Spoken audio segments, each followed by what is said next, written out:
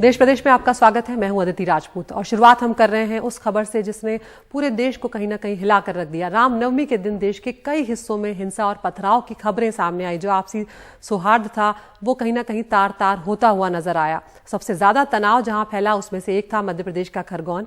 यहां पर रामनवमी जुलूस पर पथराव और उसके बाद भड़की हिंसा के बाद लगातार तनाव देखा गया। कर्फ्यू तक लगाना पड़ा और उसके बाद प्रशासन की कार्रवाई जो है अब उस पर सवाल उठ रहे हैं। प्रशासन का बुलडोजर दूसरे दिन भी चलता रहा पत्थरबाजों पर। शहर में 3 दिन से कर्फ्यू लगा हुआ है।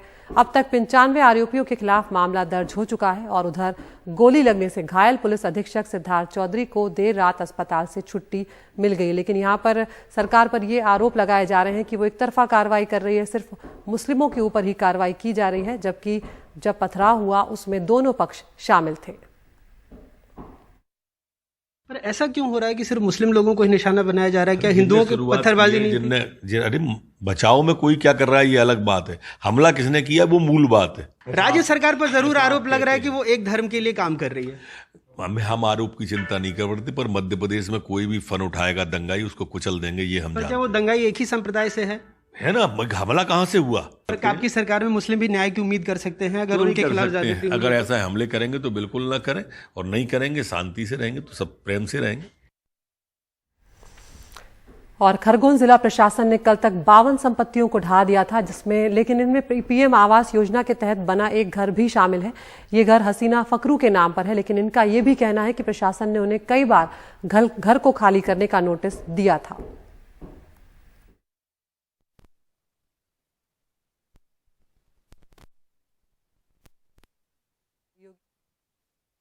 ये खरगोन का खसखसवाड़ी इलाका है और हसीना भी यहाँ पर इनकी आंखों में आंसू है बेबसी के, और हाथ में वो तस्वीर है जिस पर उनको प्रधानमंत्री आवास का ये घर मिला था।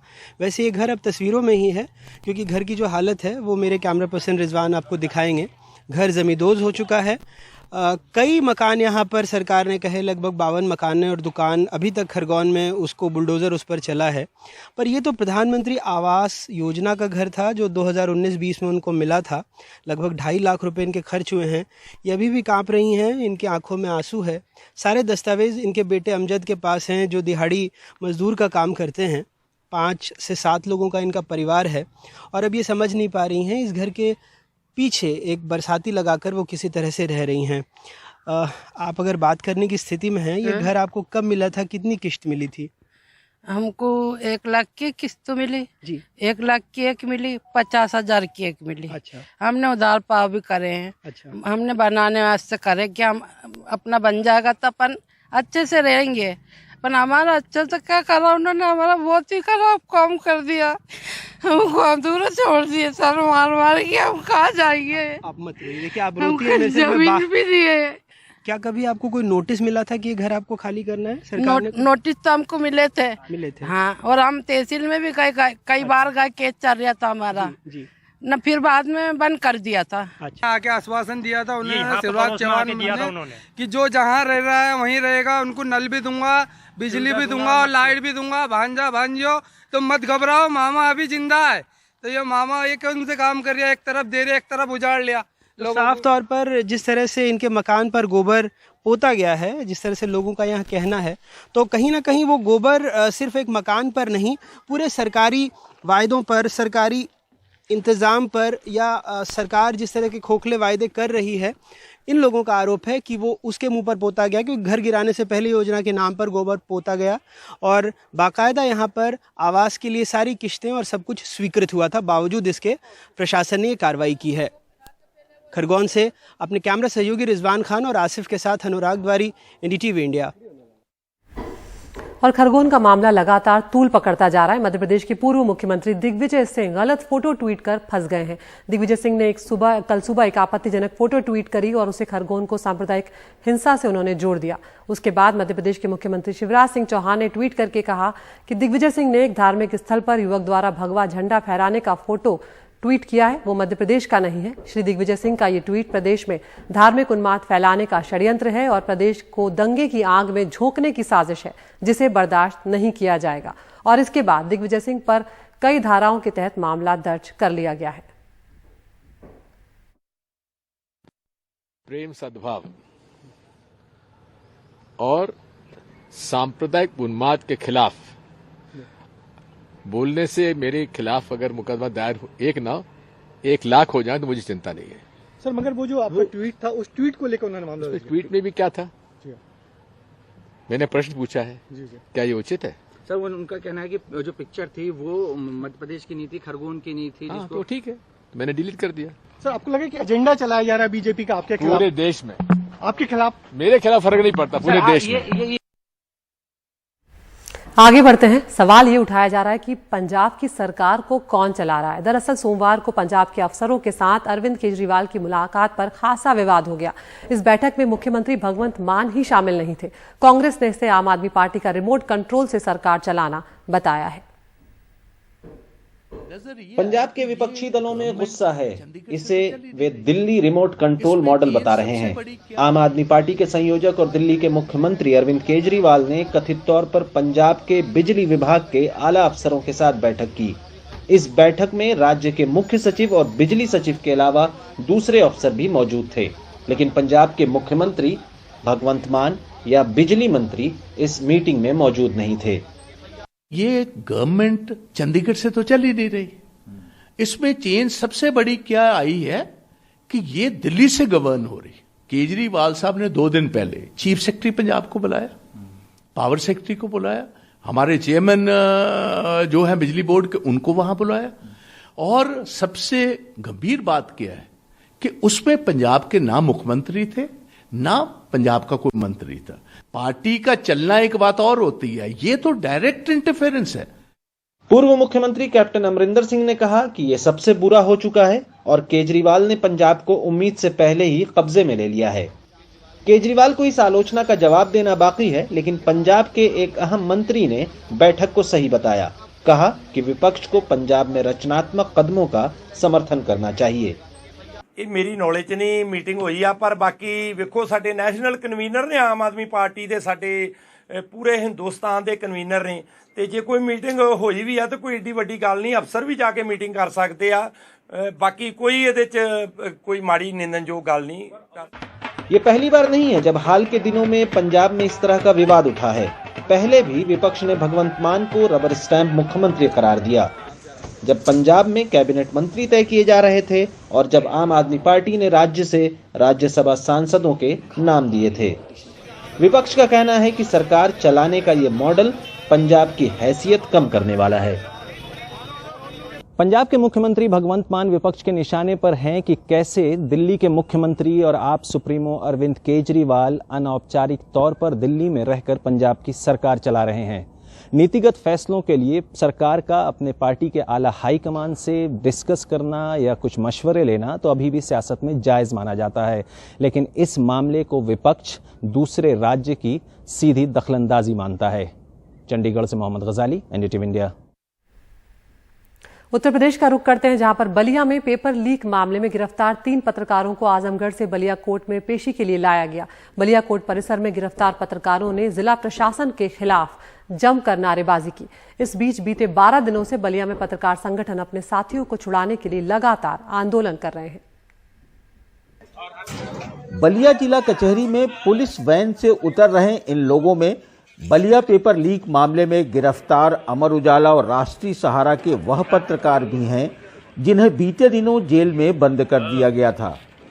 आज उन्हें जमानत की अर्जी पर पेशी के लिए जब लाया गया तो गिरफ्तार पत्रकारों ने कुछ इस अंदाज में अपना रोष प्रकट किया। अरे हमें पखाना में बंद किया गया है, हम अपराधी हैं, पखाने में बंद कर रहे हो और करवा रहे हो। सरकार अपने कारगुजारियों को छुपाना चाहती है, भ्रष्टाचार को, काले कारनामों को। वो चाहती है कि हम लोगों को इस तरह से जो है कि ना दमन कर दे ताकि दूसरा कोई उस तरह का उजागर न कर सके। दमन की उसकी नीति चला रही है। गली गली में चोर है, बलिया जिला कचहरी पहुंचे इन पत्रकारों के साथ स्थानीय पत्रकार भी इकट्ठा हुए और न्यायालय जाते समय रास्ते में नारेबाजी भी की। सरकार जो भी कर रही है ये सरकार की मंशा है, हमें न्यायपालिका पे पूरा भरोसा है, न्यायपालिका से हम लोगों को जरूर न्याय मिलेगा।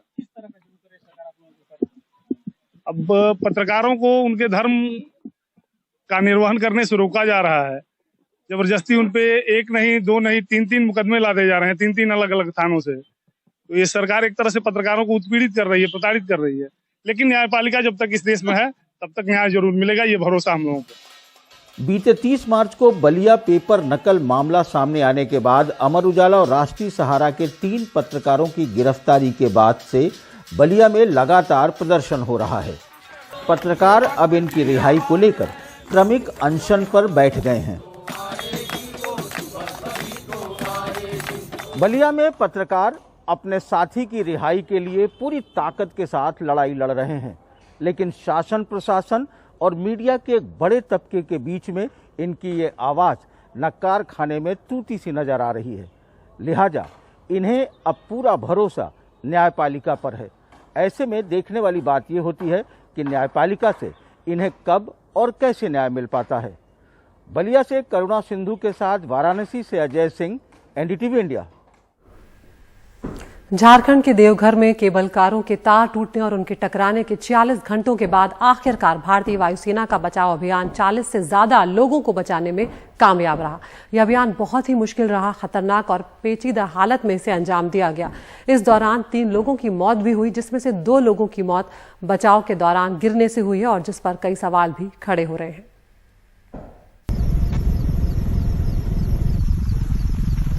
भारतीय वायुसेना के गरुड़ कमांडोज ने झारखंड के देवघर में देश के सबसे ऊंचे रोपवे पर फंसे 40 सैलानियों के एक बहुत ही पेचीदा बचाव अभियान को अंजाम दिया। ये सैलानी इतवार से फंसे हुए थे और 45 घंटे बाद अभियान अपने अंजाम तक पहुंचा। वहाँ पे थे लटके हुए, टेंशन था, लेकिन ठीक है। प्रशासन बोला था कि हाँ छुड़वा लेंगे, तो बोला है कि जैसे बोला है वैसे छुड़वा भी लिया है। पहला दिन तो कोई भरोसा था नहीं, ना उम्मीद था, ना हम लोग को ऊपर पता चल रहा था कि हुआ क्या है।